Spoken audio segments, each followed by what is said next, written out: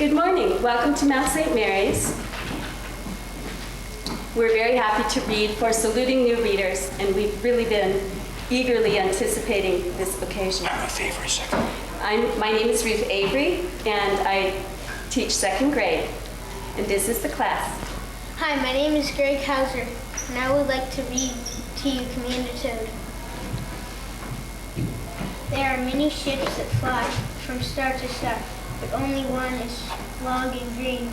Only one is flown by Commander Toad.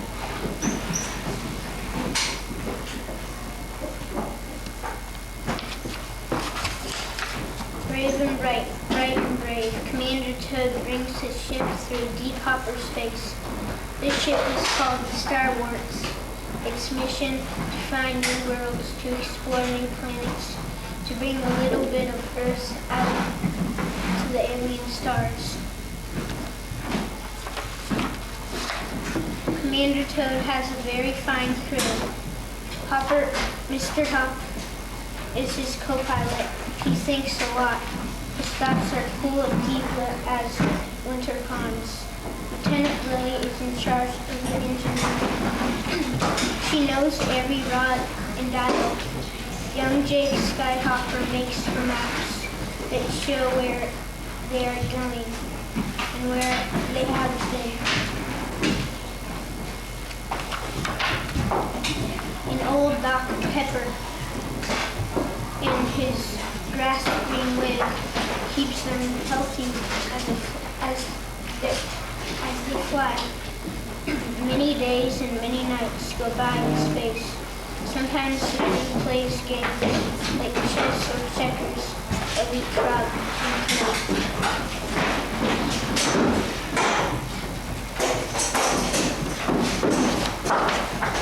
and sometimes they sing songs. Happy Birthday is one of their favorites. And sometimes they get very bored. There is nothing to see outside the ship, a deep, dark space lit only by the faraway stars.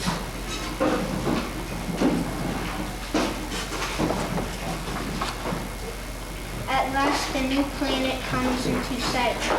It is a fine place for many tired crew, says brave and bright Commander Toad. The Star Wars hangs over the planet like a great green pickle.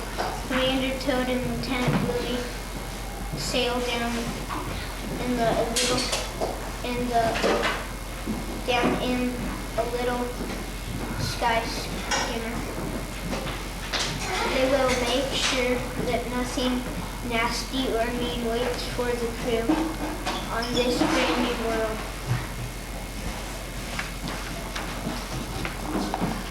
Commander Toad leaps out of the skimmer and laughs as he lands.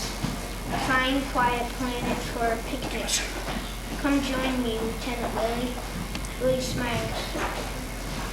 Thank you for listening to me read.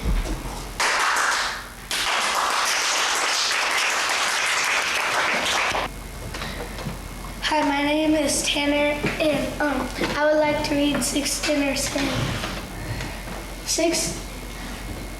Sid lived at number 1 Aristotle Street. He also lived on number 2, number 3, number 4, and number 5, and number 6.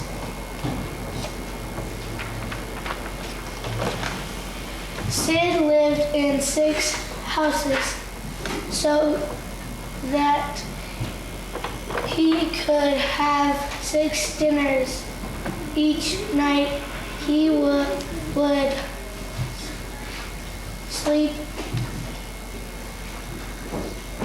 slip out of number 1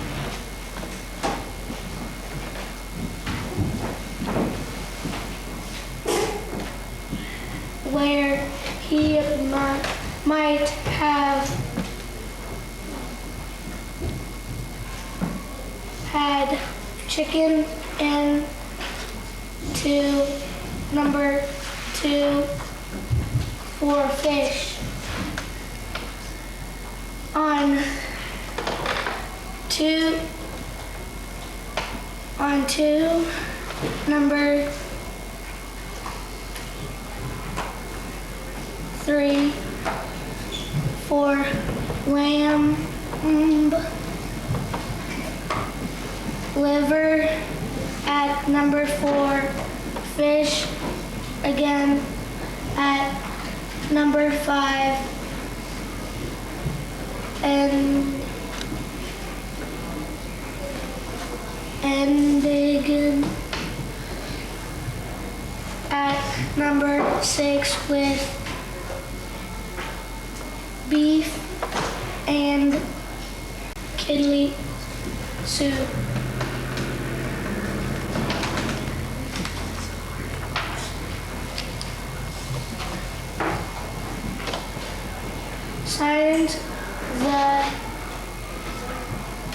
Since the neighbors did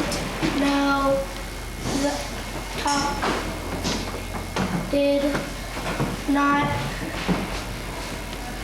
talk to each other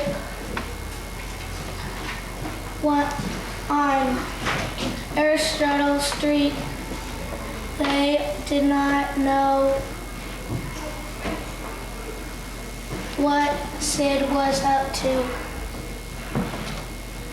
They all believed the cat they felt was theirs, and they're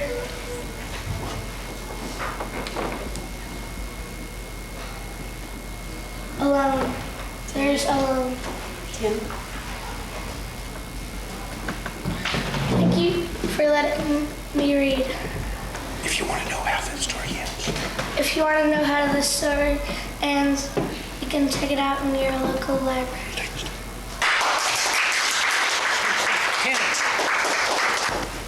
Hello, my name is Kenley Flannett, and I'm going to read Pooh's Honey Tree. Winnie the Pooh was a bear of little brain, but he had a big loving heart and a big round tummy. Pooh's tummy always looked quite full, but it always felt quite hungry for honey. One day, Pooh went to the cupboard and got out his honey pot. There was nothing left but the sticky part. Suddenly, Pooh heard a buzzing sound. Bzzz. That buzzing sound means something, said Pooh. Something small and funny flew past his ear. Bzzz. Oh, said Pooh, a bee. How it is true that Pooh was not very smart, but one thing he knew, where there are bees, there is honey. So Pooh followed the bee deep into the 100-acre wood. Soon they came to a tall, tall tree, a honey tree. Up, up, up, up, the tree, up, the tree Pooh went. Then crash, a branch broke. Down the tree Pooh fell. Down, down, down. Pooh rumbled his sore head.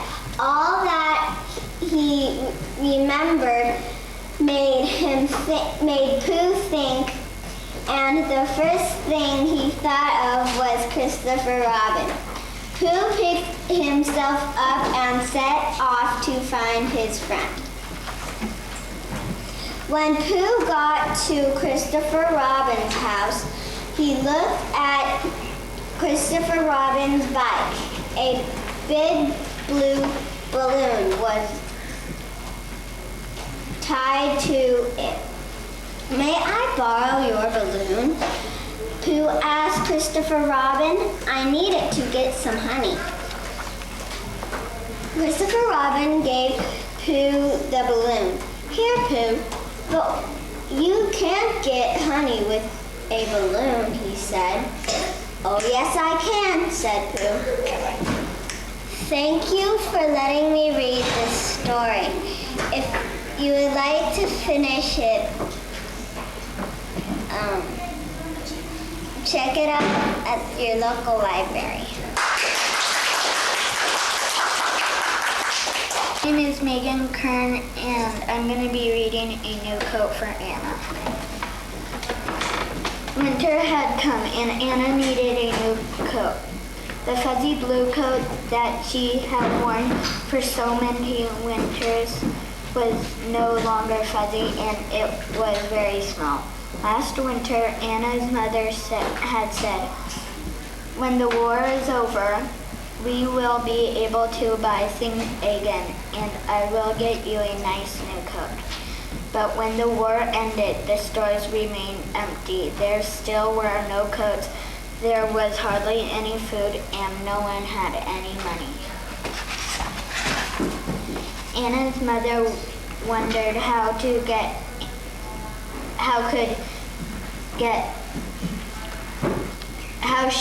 get Anna a new coat. Then she had an idea. "Anna, I have no money," she said, "but I still have Grandfather's gold watch and some other nice things. Maybe we can use them to get what we need for a new coat. First, we need wool. Tomorrow, we will visit a farmer and see about getting some." The next day, Anna and her mother walked to a nearby farm. "Anna needs a new coat," Anna's mother told the farmer. "I have no money, but I will give you this fine gold watch if you will give me enough wool from your sheep to make a coat." The farmer said, "What a good idea, but you will have to wait until spring when I share my sheep's winter wool. Then I can trade you their wool for your gold watch." Anna waited for spring to come. Almost every Sunday, she and her mother visited the sheep. She would always ask them, "Is your wool growing?" The sheep would always answer, "Bah!"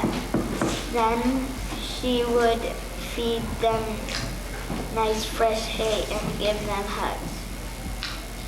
At Christmas time, Anna brought them paper necklaces and apples and sandcastles. Thank you. Thank you. Thank you for listening to me read. If you want to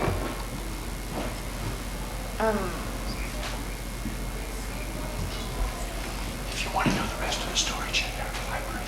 If you want to know the rest of the story, check it out at your local library. Steve.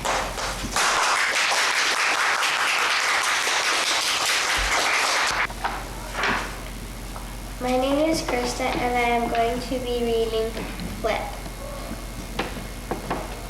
Flip was born. His home was a large farm in Kentucky with miles and miles of split rail fences and big trees. A clear, sparkling stream wound in and out among the green fields. Flip wanted to get out there and play. It wasn't long before his mother was teaching him to walk and then to run. Flip thought this was great fun.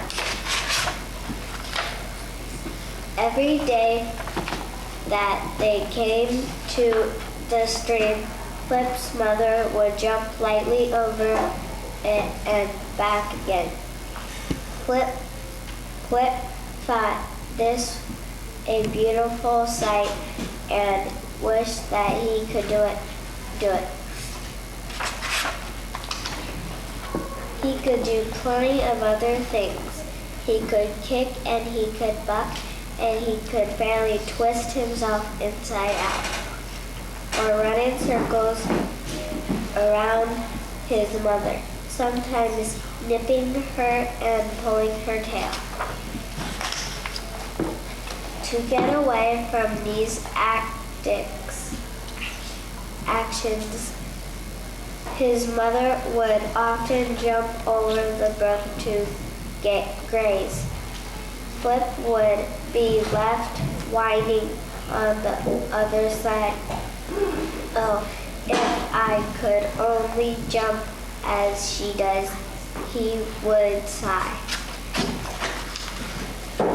He tried and tried. Sometimes he would run right up to the edge and stop suddenly. Other times he would stop soon enough and would fall in. When he did jump, he always landed in the water instead of on the opposite bank. Because he couldn't jump the stream, it soon became the one thing in the world that he wished to do.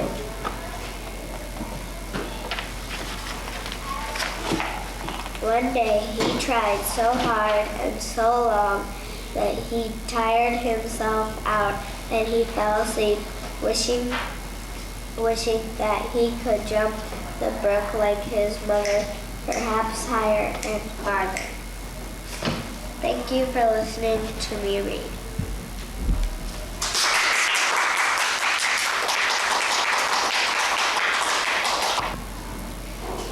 I'm going to read the second part of Flip. My name. My name is Aaron. As he slept, he dreamed.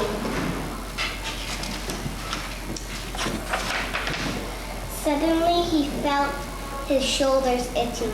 He looked around. He had grown a pair of beautiful silver wings. He was so excited that his knees knocked. His hair stood on end.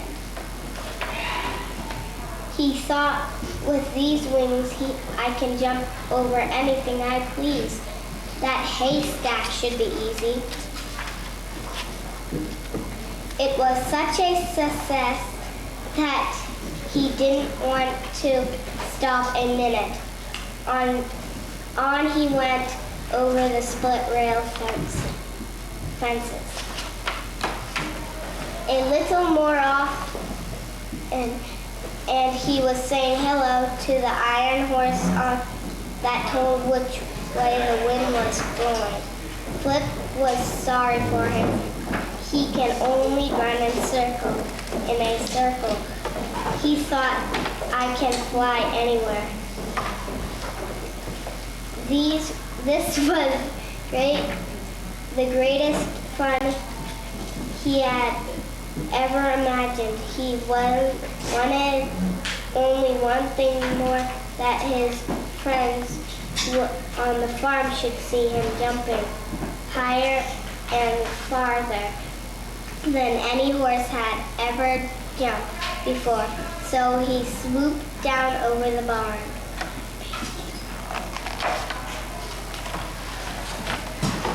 Higgly Wolf saw him coming and was so scared that his tail uncurled and stood up straight and stayed that way.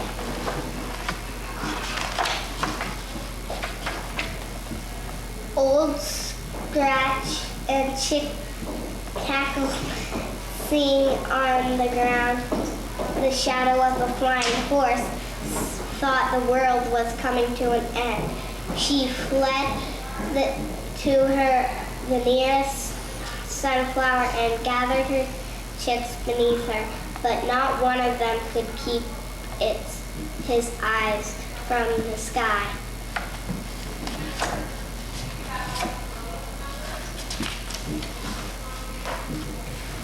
Swish, the cat jumped on the back of Willie the goat and to get a better view.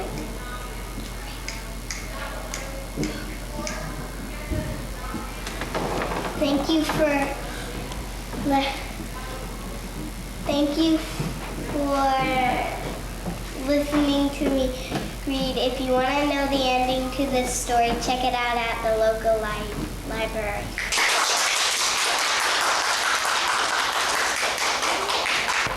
My name is Danny, and I will be reading Dogzilla. Dogzilla, starring Flash as the Big Cheese, Rabies as Professor Scarlet O'Hare, special appearance by Dwayne as the Soldier Guy, and Leia as the Monster. This book has been rated EG for extremely goofy. Some material may be too goofy for grown-ups.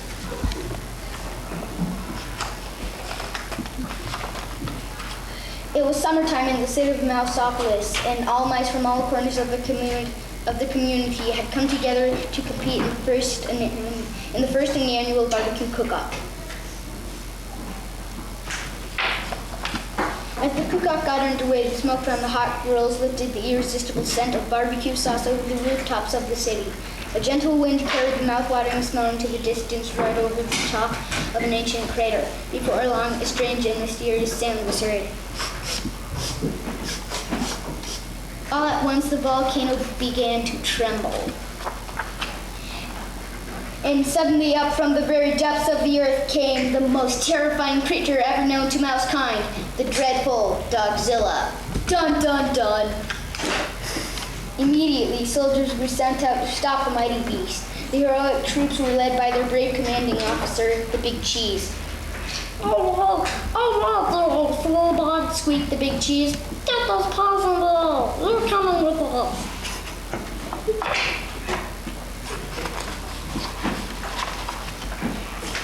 Without warning, the monstrous mutt breathed her horrible breath into the mice. Screamed the soldiers. Run for your lives! Go, come back, shouted the Big Cheese to his troops. Whoa, man or mouse? Whoa, mouse, they squeaked. Said the Big Cheese. The colossal canine followed the soldiers back to Mouseopolis, looking up all the things to catch. Afterward, Dogzilla wandered through the city streets, doing those things that come naturally to dogs. Dogzilla chased cars right off the freeway. Dogzilla chewed furniture and furniture store as well. Thank you for listening to me read. If you want to know how this story ends, this may not be in your local library, but check. If not, you can buy it.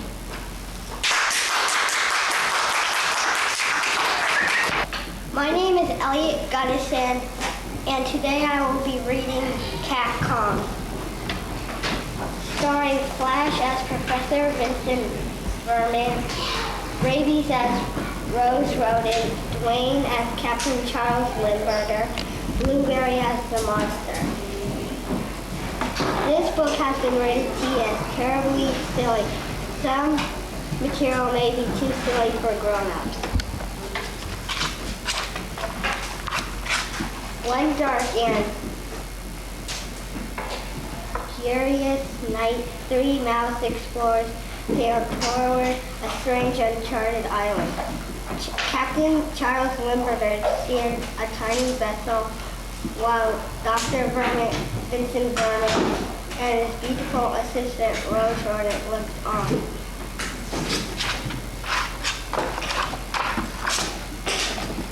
When they reached the island, the 3 explorers were astonished. A group of natives was performing an ancient ceremony, offering a sacrifice can of tuna fish and repeating this mysterious chant. Here, kitty, kitty, here, kitty, kitty, here, kitty, kitty, kitty. Suddenly the island began to tremble. Crashing through the thick forest came the most frightening creature ever known to mankind, the mighty Cat Kong. Meowing and hissing furiously, the colossal cat took 3 giant kitty steps. and tripped over the tuna fish can. Flunk. Cat Kong bumped his head on the ground and was knocked out cold. If only we could bring him back to the city with us, said Dr. Vernon. No, replied Ronan. It would be wrong to take this creature away from its natural habitat just to sacrifice our science curiosity. Forget science, please, Dr. Vernon. Think of the money we could make.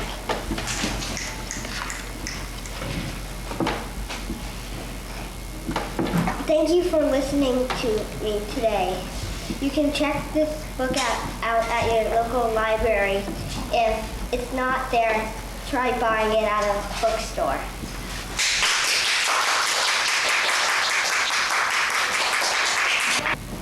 My name is Tess, and I'm going to read I Can Read With My Eyes Shut. I can read in red, I can read in blue, I can read in pickle color too. I can read in red, and in purple, and in brown. I can read in a circle and upside down. I can read with my left eye, I can read with my right. I can read Mississippi with my eyes shut tight.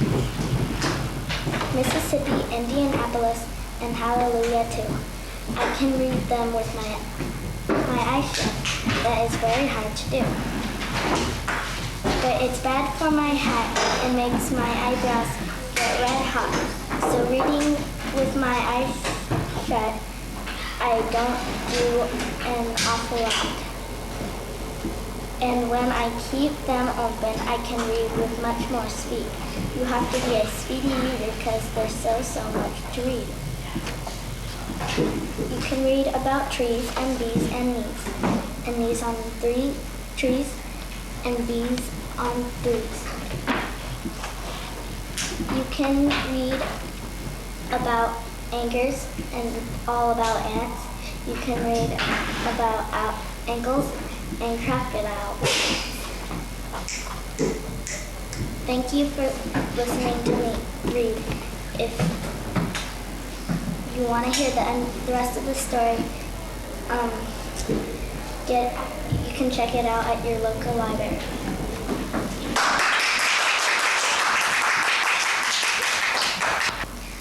Hi, my name is Sarah, and I'm going to read the book, My Many Color Days. Some days are yellow, some days are blue. On different days, I'm different too. You'd be surprised how many ways I change on different color days. On bright red days, how good it feels to be a horse and kick my heels. On other days, I'm other things. On bright blue days, I'm flat my knees. Some days, of course, feel short and of brown, and I feel slow and low down. Then comes a yellow day, and I am a busy, buzzy bee. Gray day, everything is gray. I watch the nothingness. When all of a sudden I'm a circus seal. On my orange days, that's how I feel. Green days, deep in the sea. Cool and quiet, that's me. Purple days, I'm sad. I walk alone, I groan, I drag my tail. But when my days are happy and pink, it's great to jump and just not think. Then come my black days, mad and loud, I howl, I growl at every cloud. Then comes a mixed up day, and wham, I don't know who or what I am.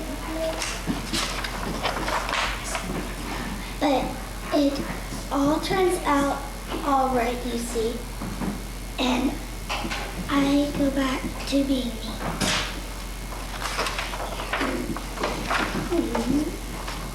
Thank you for listening to me read.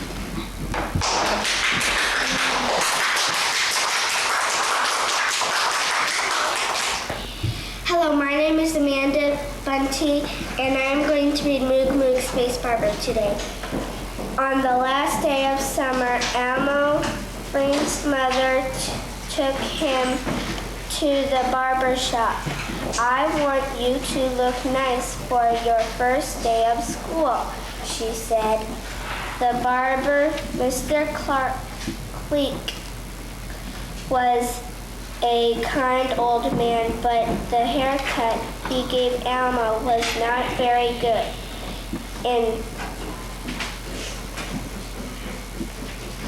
In fact, it was awful. Even Elmo's baseball cap couldn't cover the problem.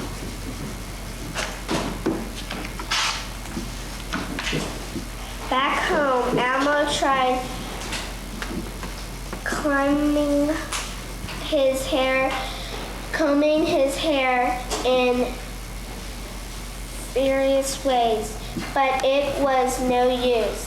He couldn't.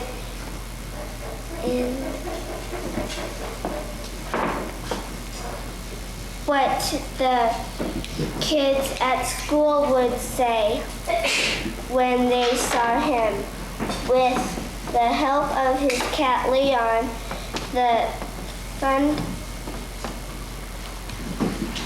he found a stocking cap in one of his dresser drawers. He'd never liked the cap much, even in winter, but now it seemed like the only to his problem. Elmo put the cap on, then sat down on his bed and watched the clock tick away. The rest of his summer vacation, he strayed the next morning, but before Barford Snark would come by to walk with him to school, Barford was his best friend, but even so, he was sure to make fun of such a silly haircut. Elmo couldn't. Thank you for listening to me read. If you want to hear other stories, you can check it out at your local library or buy it at a bookstore.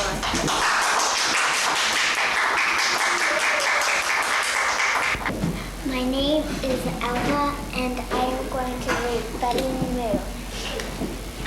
1-year-old man Winter refused to leave our land, and so our people asked for help from our great friend Joshua, known to some as the Sun.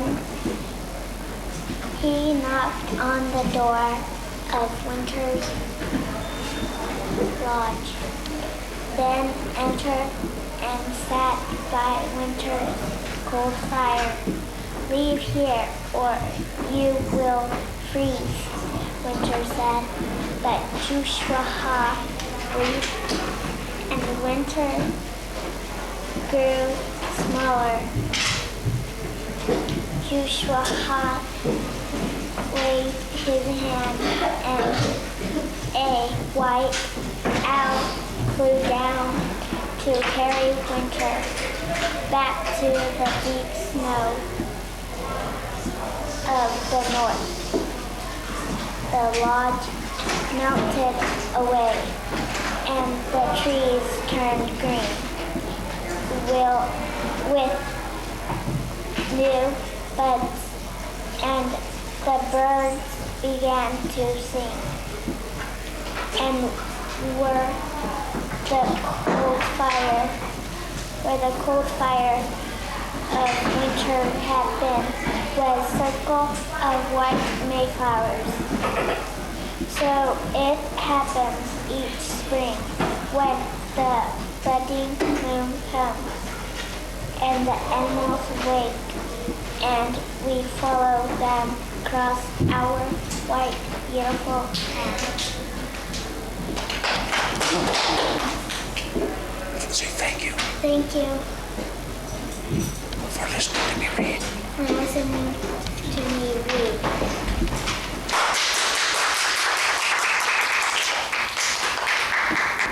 Hi, my name is Nathaniel, and I'm gonna read Strange Bumps.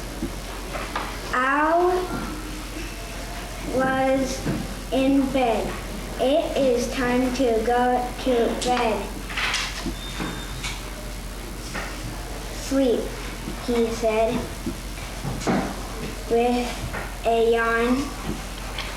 Then Al saw two bumps under the blanket at the end of his bed. Al was afraid. What can those things, those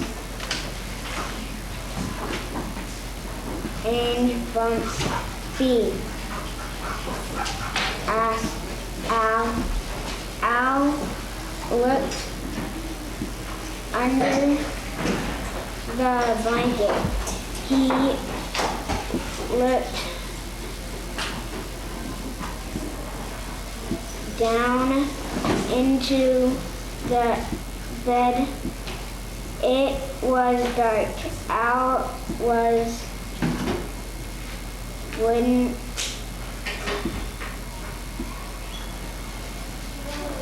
wanted to go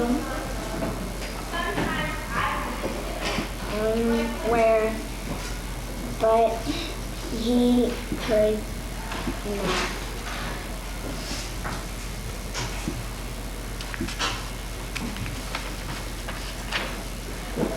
Those strange bumps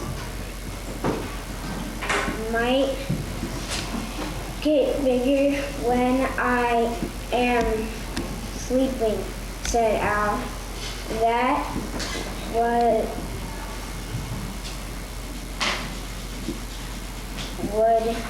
not be nice. Al moved his feet up and down. The bumps moved up and down. Look at those bumps move, said Al.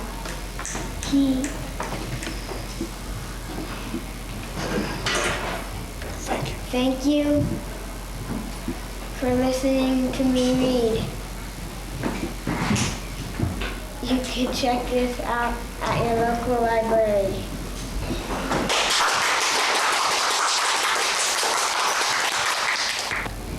Hello, my name is Vincent, and I'll be reading The Goat and the Rug. My name is Geraldine, and I live near a place called Window Rock with my Navajo friend Glenn May. It's called Window Rock because it has a big round hole in it that looks like a window open to the sky. Glen May is called Glen May most of the time because it's easier to say than her Indian name, Glenatha, in English. That means something like female warrior. But she's really a Navajo weaver, I guess. That's why one day she decided to weave me into a rug. And I remember it was a warm, sunny afternoon. Glen May had spent most of the morning sharpening a large pair of scissors. I had no idea what she was going to use them for, but it didn't take me long to find out. Before I knew what was happening, I was on the ground and May was clipping off my wool in great long strings. It's called mohair, really.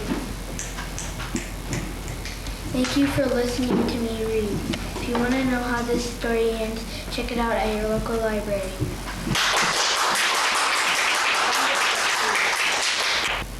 My name is Sean, and I'm going to read Too Many Tamales. Snow drifted through the streets, and snow that it was dusk. Christmas trees glittered in the windows. Maria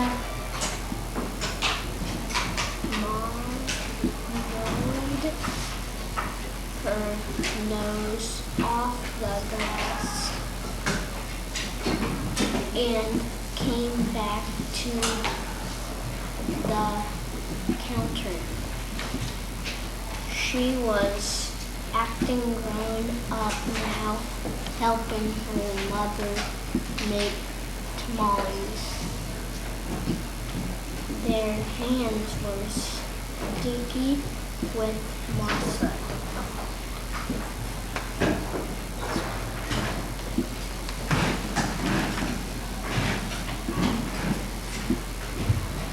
That very good, her mother said.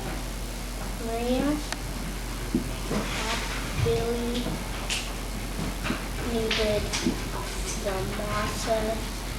She felt on up wearing her mother's apron. Her mom had even let her wear lipstick and perfume.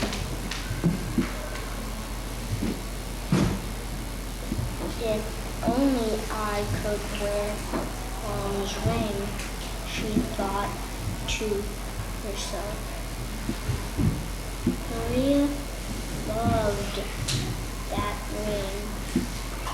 She loved how it sparkled like their Christmas tree lights.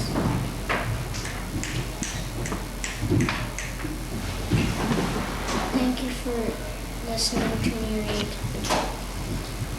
If you want to know. If you want to know how the story ends, check that out at your local library.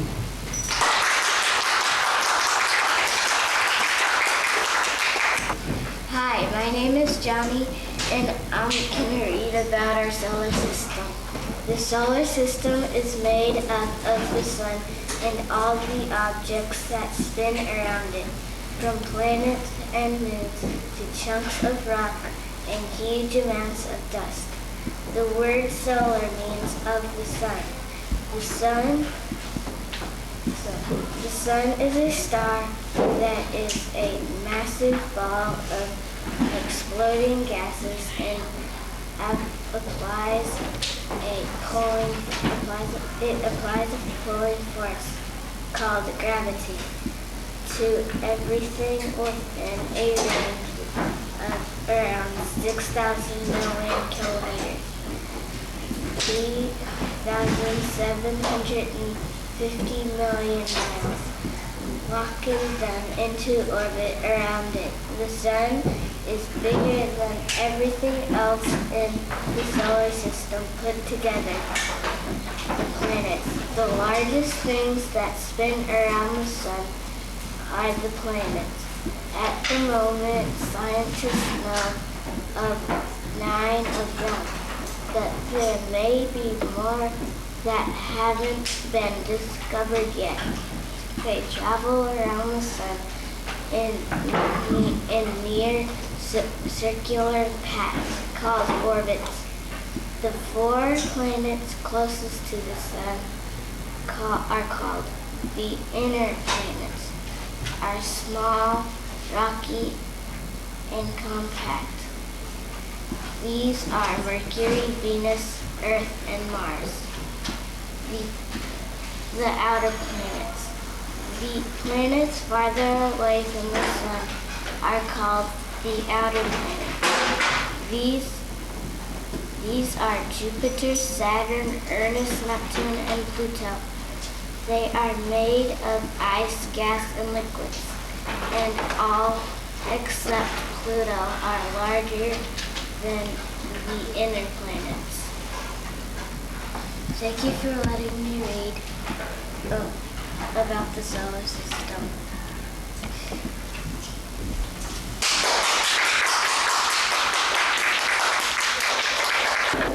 Hi, my name is Kevin. I'm going to read No Playing Pets. It's time for a pet, I told my mom last night. She raised up one eyebrow, then said, well, all right. But Mom, I went on, I don't want one that's plain, some dumb puff of fluff with a parakeet brain. No, I want a pet that can start conversations and get the attention of some TV stations. A big black gorilla, he wouldn't be rude except sometimes when eating his food. Electric eels are not really so slimy. I wear rubber gloves so that mine couldn't fly me. Flying fish don't just blow bubbles and stare, they flap all their fins and soar off through the air.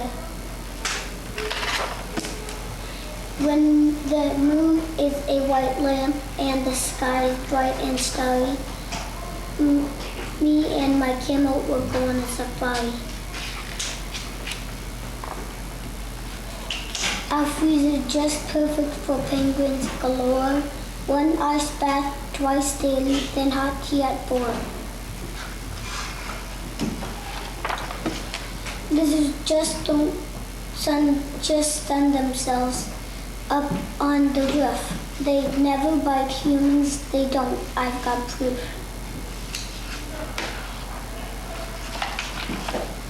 A jungle snake hugs you from every direction. It's just a snake's way of showing affection.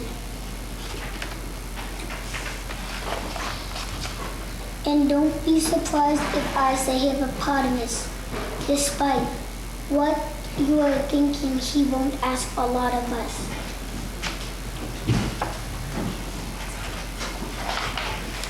A goat would clean up after me every day. Lego blocks, dirty socks, green clumps of clay.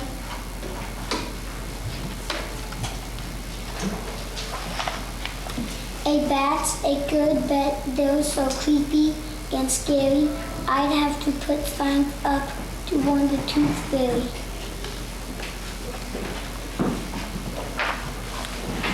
Most bullfrogs just croak. What a joke. Mine would sing and gurgle and jump through the ring.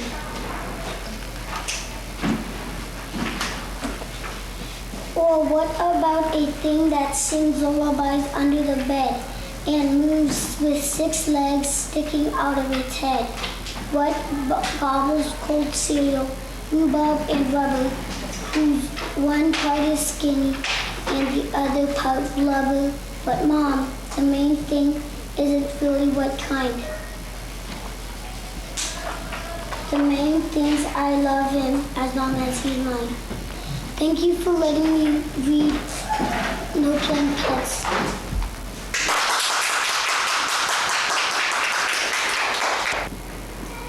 We love reading. Where do you go to school? Mount St. Mary's. What grade are you in? Second grade. And what do you love? Reading.